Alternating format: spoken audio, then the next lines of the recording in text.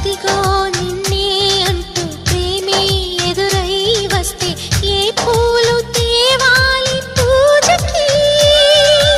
నీతో జతగా ఉండే వరమే నువ్వే ఇస్తే ఇంకేమి కావాలి జన్మకి?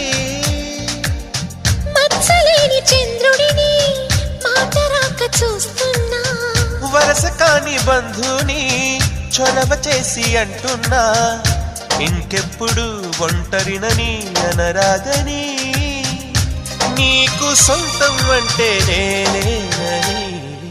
కొమ్మ కొమ్మ విన్నావమ్మ కోయిల వస్తుంది, వస్తూ వస్తూ తనతో వెన్నెల వెలుగులు తెస్తుంది.